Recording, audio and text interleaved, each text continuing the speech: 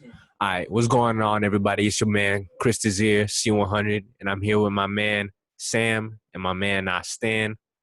And we're going to be talking, this is going to be the first podcast with us. This is going to be the Source Podcast. That's the name of our group chat, you know what I mean? If you want to get into it, bro, hit me up. I'll put you through an interview process, and then we're going to get rolling. So we watched a movie the other day. It's a famous movie. You all should know about it. It's called Ghost in a Shell. This movie inspired The Matrix. It inspired some other high-profile movies, bro. It's an animated movie. Go watch the original. Don't watch that new one with Scarlett Johansson, bro. That shit was trash. I'm gonna be honest. But the original is a timeless masterpiece that will make you think. All right, I'm gonna pass it over and see what you guys can say what you think about it. Well, honestly, when I watched the Ghost of the Show, before I'm usually an anime connoisseur. Like I know about a lot of animes, but Chris put me on to this one, and he said it would change my opinion on things. I watched The Matrix first, but I can tell already, like what he said, that it drew a lot of its themes from The Matrix. A lot of the technological advancements that are in Ghost in the Shell, such as transferring consciousness to or like a robot life, you can see how a lot of other sci-fi movies that aren't animated specifically took their themes and took their ideas from that. And I think that it is a timeless film because I think actually as we grow as a society and we come towards these technological advancements, that Ghost in the Shell will make more sense, and that will probably be able to resonate with the story more. Because while it may seem impossible right now, further that we go into time, it may be more like a close reality than it is a distant future. Yeah, definitely. To piggyback on what my man Sam said, it doesn't seem that far off. Like we could see some type of robotic intelligence. We've kind of seen little sneak peeks of it already coming into the year 2020. So something like that, being able to put consciousness inside of robots, doesn't seem that off. I wouldn't be surprised to see something like that. We all know people who are woke have seen and heard of rumors of high profile people not being who they truly claim to be and being other people. So we don't even know if that could have already happened, and we're already living in it. 2020, the year of the awakening. Everybody's waking up. Everybody's being able to see 2020 vision. Nothing is a shock to me anymore. We are all one. We are all come from the source. Whoever you want to believe is your God. We all come from that.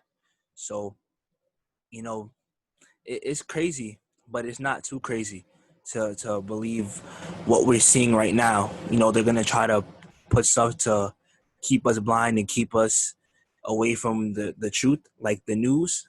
Television. They're gonna show you what they want you to see. So don't be blinded. Take the veil over your eyes and just don't be surprised about what you see now, because it's all gonna come in. It's all gonna come into the light sooner or later. Hold up. But yeah, bro, I'm just gonna go. I guess I'm gonna go like scene by scene for the movie and like break down like some of the elements and what did we and make sure like we all saw the exact same thing. How do y'all feel about that first sequence in the movie? You know what I mean? Where it's like you saw her in the tank kind of being born, but it wasn't like a natural birth. It was kind of like you saw all the body parts and things being formed in a simulated. You know what I mean? Because what I took from that is like it was more of like I said, a birthing process, but it was like a new birth. It was a new type of birth. Like you be hearing about test tube babies and things like that, but she wasn't even necessarily organic. It was all machine parts, synthetic, but she came out looking like an actual human, bro. And that just like that's one hell of a way to start off a movie. You know what I mean? With visuals that just kind of shake your foundation of who you are and what you think that humans are. Because if you think about it, humans are kind of machines in ourselves. You know what I mean? We have ligaments, we have heart, we have a heart muscles, we have all these things that work together to do a goal. And I do feel like one day machines might be able to do that too.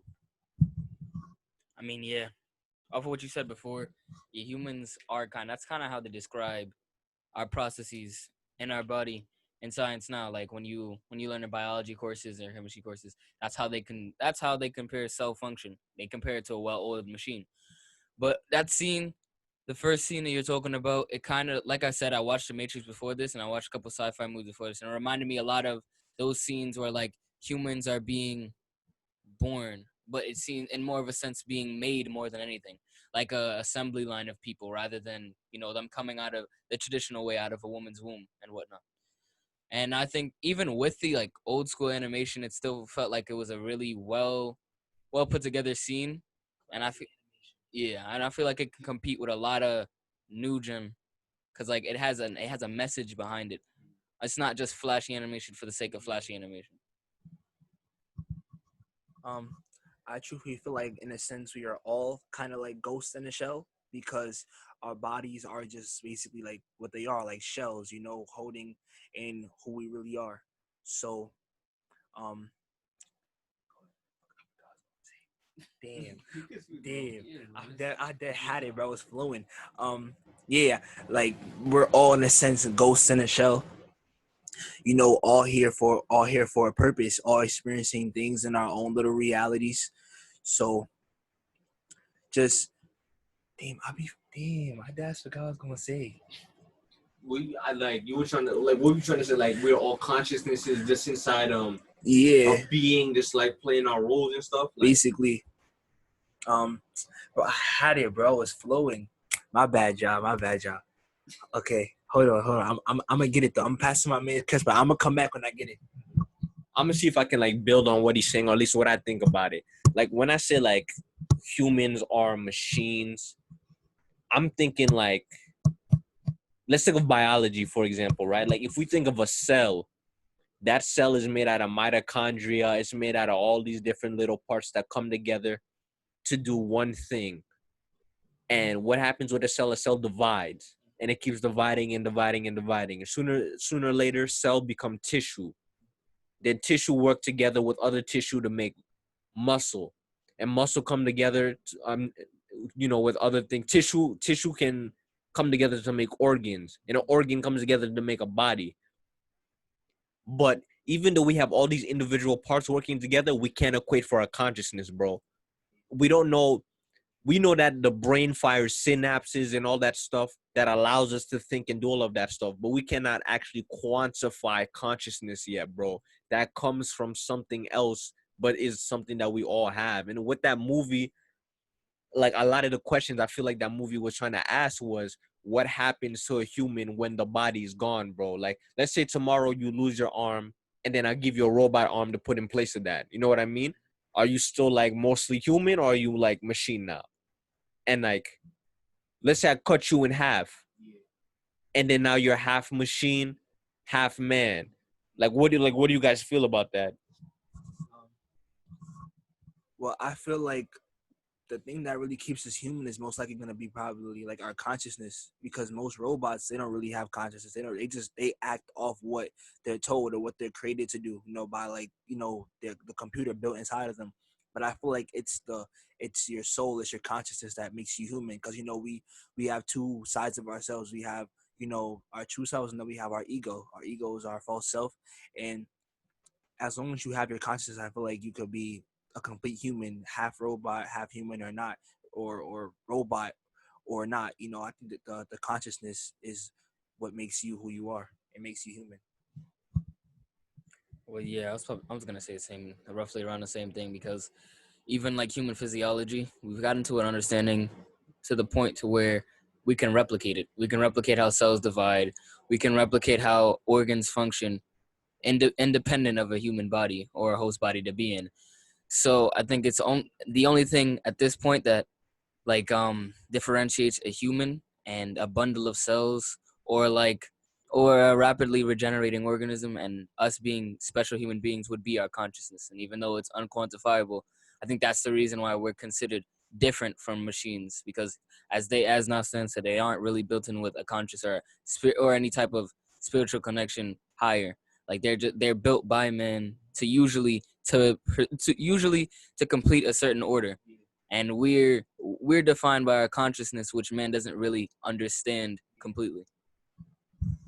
Yeah, I'm with you guys there, but like, what do you guys think about the main protagonist of the movie, like that blonde-haired AI creature? Do y'all think that he was alive? You know what I mean? Like, because for me, it felt like he was showing tendencies of actually being able to think, have feelings. Like he had an actual goal or an objective. Like he was trying to become. I don't know if he was necessarily trying to become a real person, like Pinocchio type shit. But it's like I do feel like as technology advances and humans start blurring the line more between technology and physiology or whatever, I feel like we can one day create an AI that could damn near do like damn near think, do, breathe the same thing just like humans do. Like, do you feel like that like an AI can one day become like its own race? Like, you know, there's the human race. Can there be an AI race too? Like, how y'all feel about that?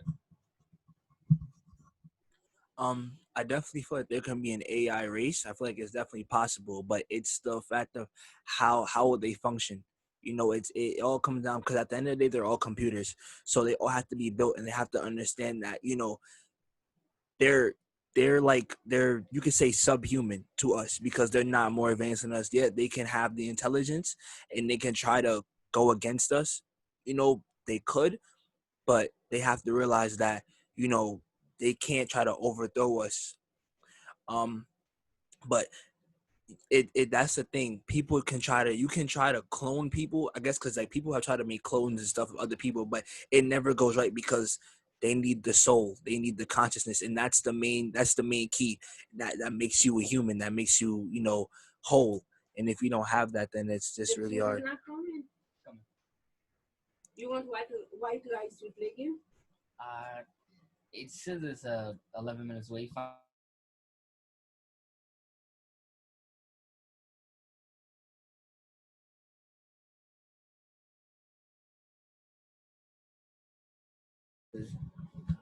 Yeah, we're back.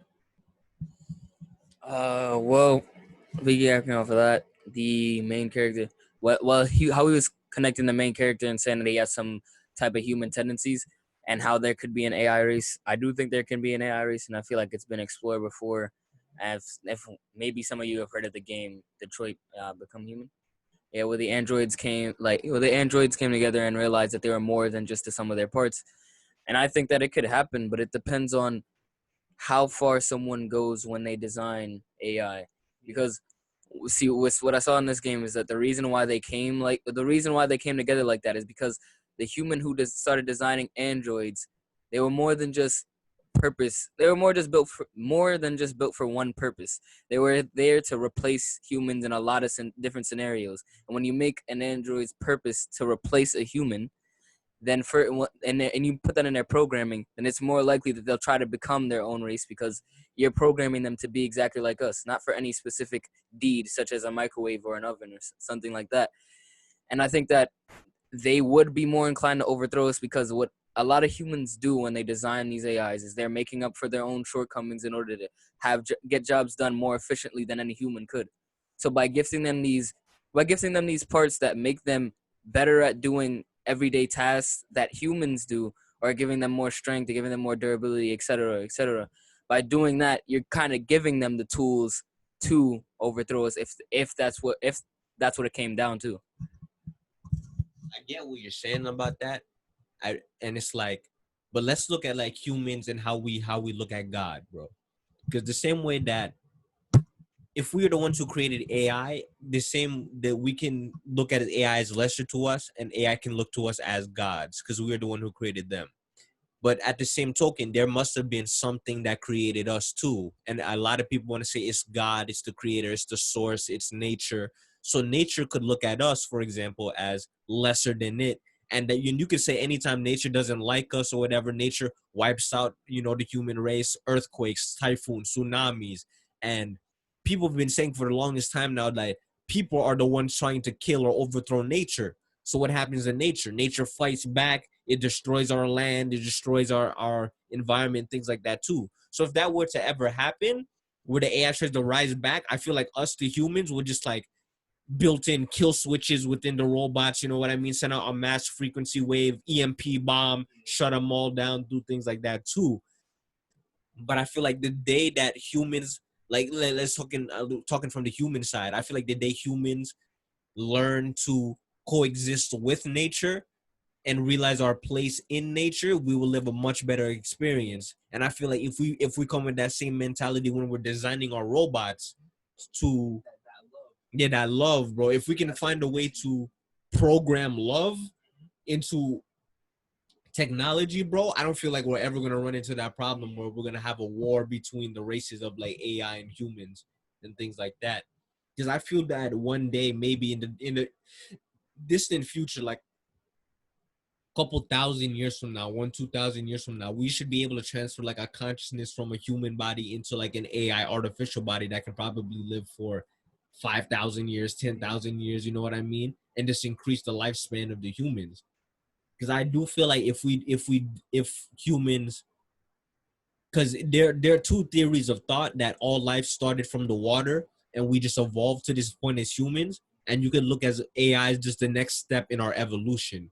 Or there's a theory that we come from God, a higher source, whether it be aliens, beings, we are not originally from this planet. Well, if you think of it that way, then that higher source that created us must have at one point or another been just like we were, but became so advanced enough they learned how to genetically modify, create humans, put them, seeding them on other planets, like Dragon Ball Z.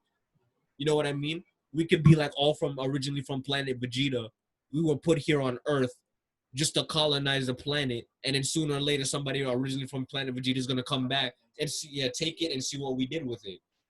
So either way, we gotta realize that we as humans are evolving, like consciously, spiritually, technology wise, in all ways, shapes, and forms.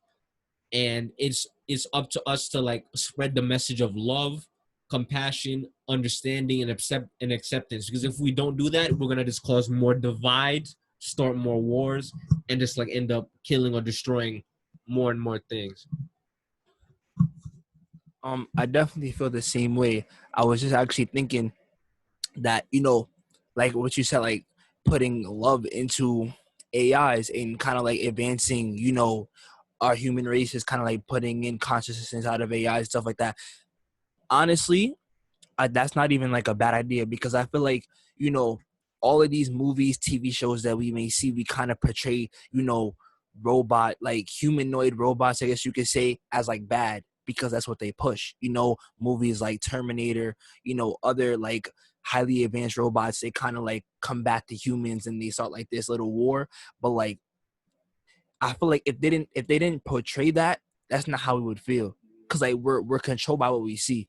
Like let's say if we didn't see like um if we didn't see like what I'm looking for, like damn, if we wouldn't see, like, let's say for instance, like rappers showing off their chains and like showing off like all the jewelry and stuff that they get, will we even think like that they're rich? Because like we wouldn't know if like all we see is like their jewelry or like how many like cars they got and stuff. We wouldn't know, but it's just off what we see that kind of like controls us and changes our perspective and changes how we feel about that certain thing. So I feel like that's just how that's how they want us to feel about robots, to change our mindset about them. But if we look at them from a positive perspective or a positive aspect, they could actually help us. You know what I'm saying? They could actually help us in our day-to-day things. Things like Alexa, things like Siri, all that stuff. Those are highly advanced robots that are just like that, off command. We can just say their names and they'll come on. Things to help us. Yeah, there's people that say, oh, Siri's like the government listening to us and stuff like that. Yeah, you can say that, and that is true to an extent, but she's still there to help. If we had more things like that can help our day-to-day life, things like stuff like how we can help build our credit, robots like that can give us step-by-step routines, instead of like going to school, or even things like homeschool teachers. If we don't want to go to school, we have a homeschool teacher, like that's an AI that can teach us the things that we really need instead of the stuff that we learn in school. Little stuff like that I feel like that could really change and put a positive light onto humanoid robots, instead of like what they feed us, the negative aspects of it, though, military, with all the guns and stuff like that, like the killing type robots. I feel like that is just like what's what I'm looking for. That's just kind of like to blind us and keep us away from the positive aspects of it. Anything you want to add, Sam? Well, what I can build off of what I've heard just now is that Nastan trying to say that people think of robots in a connotation of that of it's a blessing that eventually is going to turn into a curse, right? Like eventually they're going to turn on us and eventually they're going to kill us, whatever, right? Well, before what I was saying, when I was like, if they were to do such a thing and that they'd have, certain abilities that humans don't have, I was saying like in an event as if that were to happen, like if they were to be mistreated or and whatnot. If we were to learn from all the media that we've been shown of how robots usually turn on us after we treat them wrong or after we like treat them as a disposable, because like people you have a superiority complex once you create something. Like when you look at that thing, you see it as under you and you see it as, well, I made something exactly like you, so if you stop working, I'll just make another one of you. So you have no empathy towards it, and you don't treat it like it's a different organism. You just treat it as it's like a pencil, something to be used, and then once its usefulness is worn out, something to be thrown away.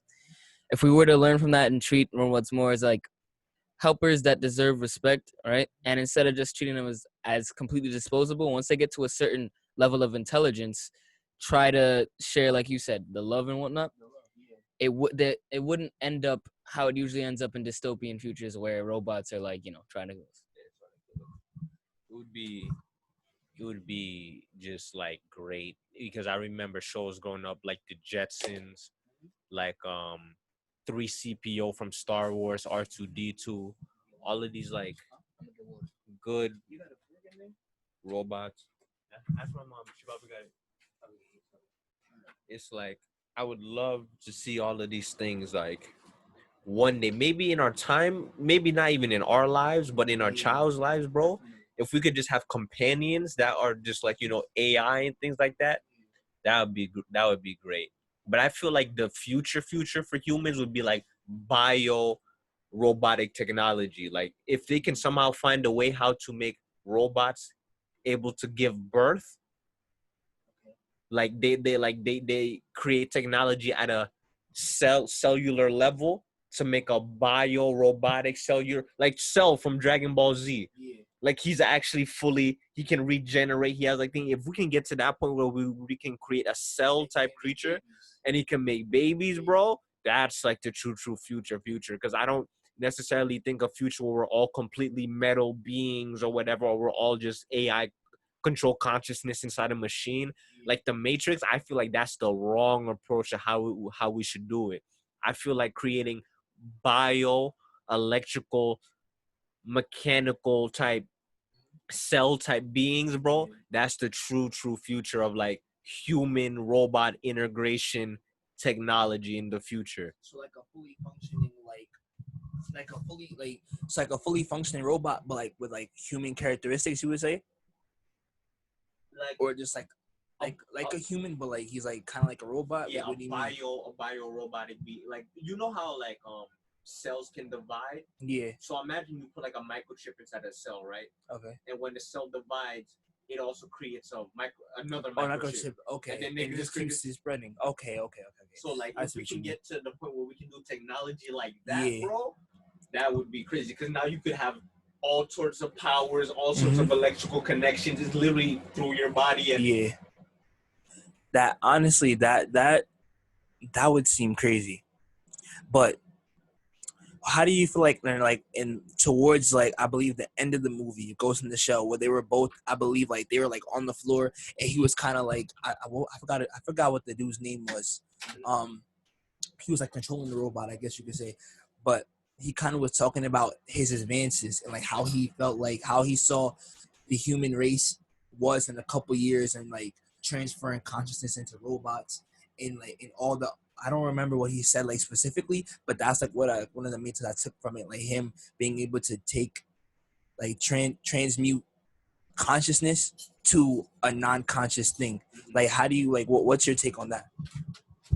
It's like I feel like if you think about energy and high vibrations and things like that, like let's say you're religious for a second and you want to talk about prayer. or you want to talk about songs or singing and things like that. One thing my dad even taught me that the Bible says is, let's say that vacuum cleaner in the corner, right? If everybody starts praising and worshiping that vacuum cleaner, bro, it will gain power because it's a form of energy. Even though we cannot quantify prayer, worship, things like that, bro, like we have no way to capture it and actually turn it into a physical form of energy. It's for a fact a form of energy in this universe.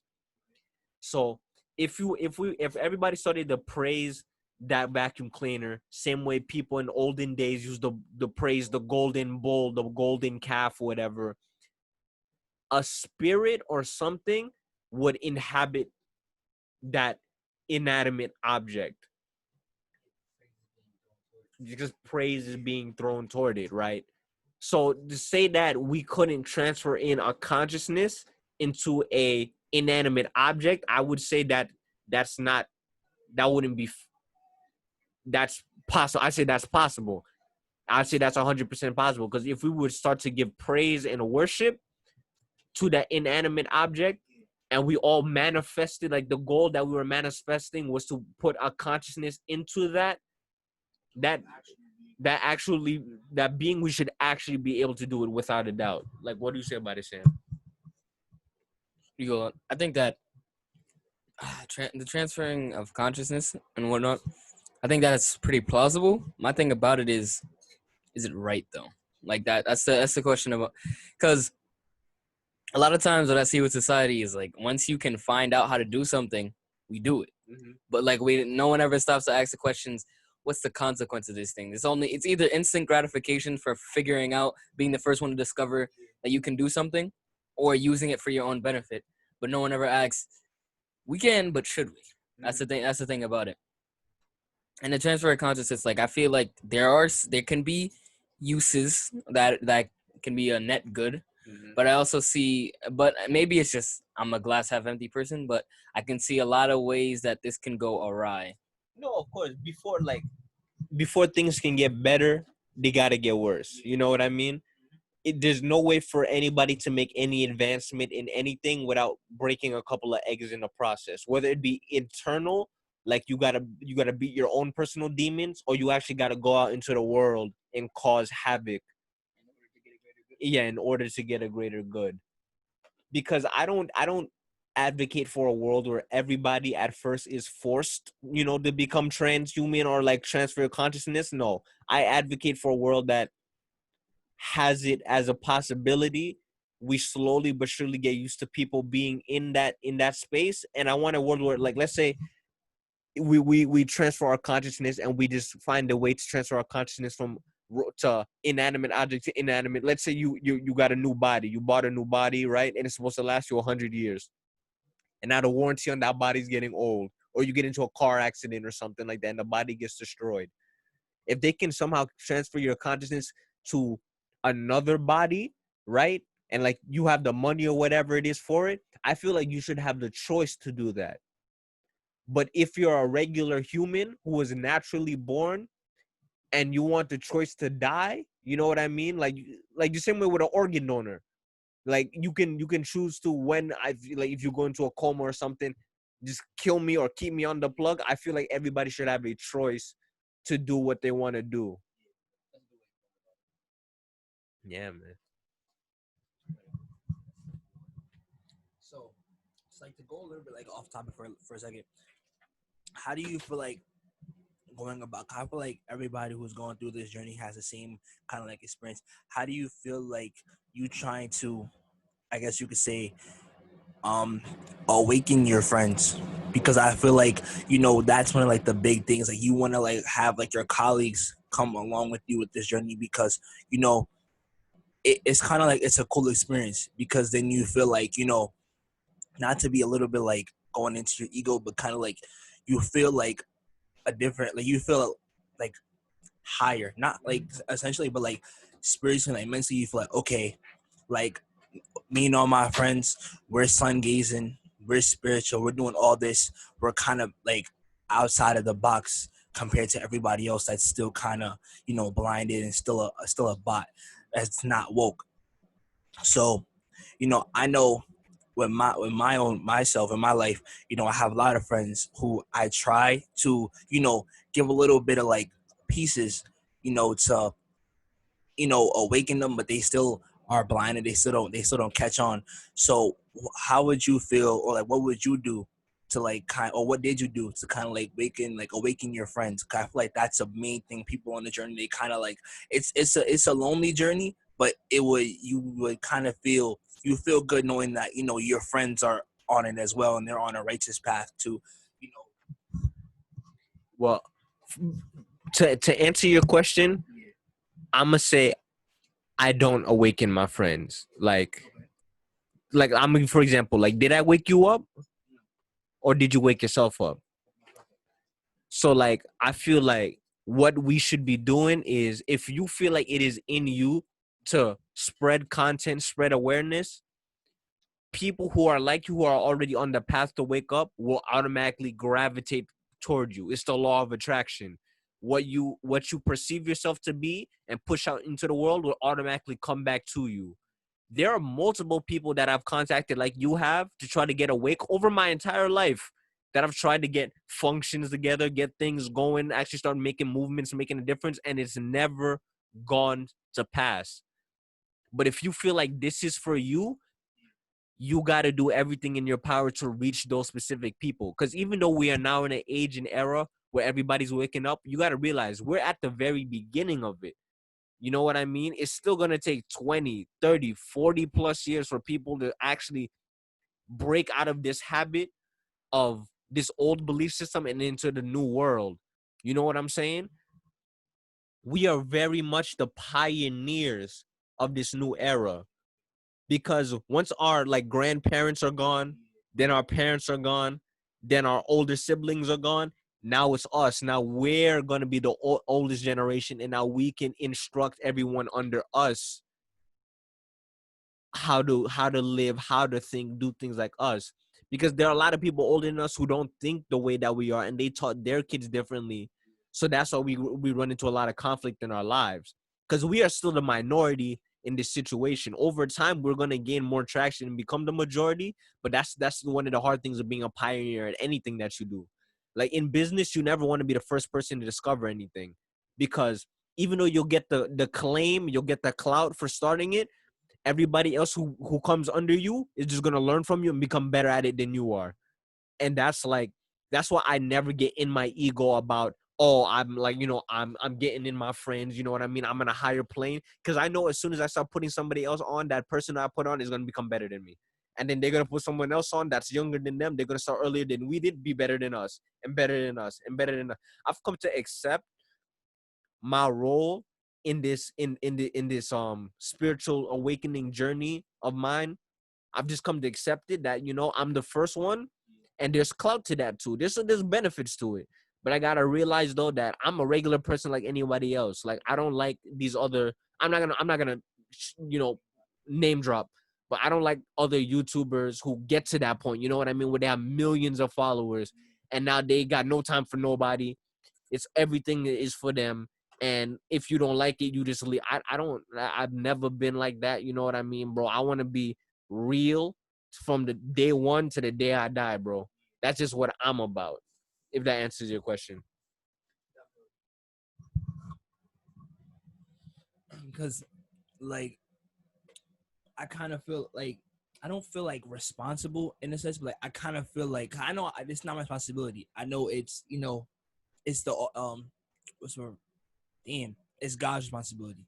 It's the Most High. It's His responsibility to bring people into that light and to kind of awaken them through their experiences. But then I know, like, me in group chats with my friends, or me seeing my friends when I get on PS4 and in the chat and I hear them talk about low vibrational things, and I kind of, I feel like, you know, I kind of feel bad because it's like, damn, I know like what they're talking about or what they're going to do isn't good for their spirit or good, you know, good energy that they should be putting into their lives. And then I definitely feel bad because like they're my friends. I never want to have my friends, do something that's gonna lower their vibration or keep them here after they pass away, have them force them to reincarnate. But then at the same time, it's kind of just like, you know what? It's your life. I'm not going to try to force you or put you on a leash and be like, no, do this, do that. We all awaken, you know, in different points of our lives. We just kind of got it early.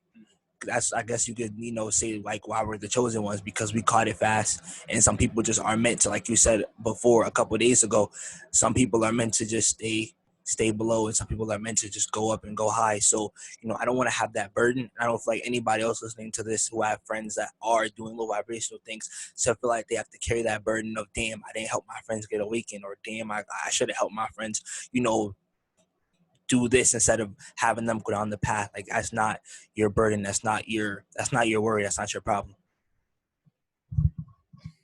Well, yeah, because I have a lot of friends, like Nastan is saying, that are doing a lot of low vibrational things.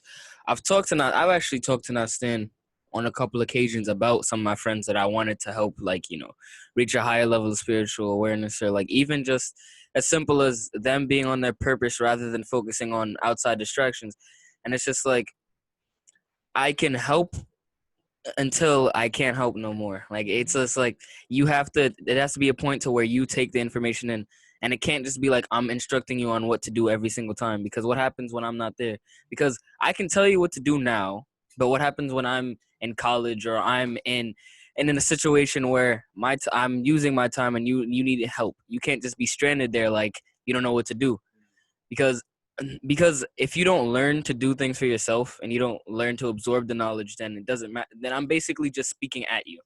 I'm giving you instructions, and then when I'm not there to give you them, you're just going to go right back to what I told you not to do. So it's like, I believe in body autonomy, and you have the right to do whatever you want with your body. Just understand that for every action you take, there's a consequence.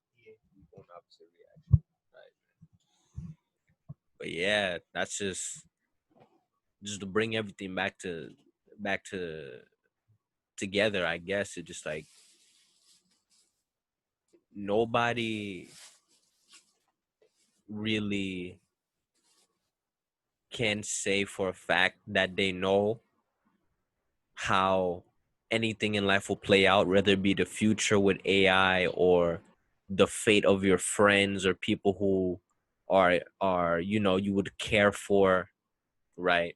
But as long as you know yourself and where you want to go, that is the only thing I can wish for you. Because there are some people who will figure it out later in their lives, some people who will never figure it out in their lives. And that, in as much as it hurts, because some of these people could be our friends, they could be our cousins, they could be our brothers, parents, wives, children. It could be anybody that we know or care about. But as Nastan said earlier, well, it's all up to the creator. We are here to play our part. You're here to choose to play your part or not, because everybody knows what they're supposed to be doing, but not everybody wants to do what they're supposed to do. Only you truly know what you're here to do, what your purpose is, and if you will go for that purpose in this lifetime or not. And for some people, you will reach your purpose within a year. Other people, it will take a lifetime. It doesn't matter regardless. It is your life. How long it takes me to get to $1 million, it may take you half the amount of time. It may take you a double amount of time.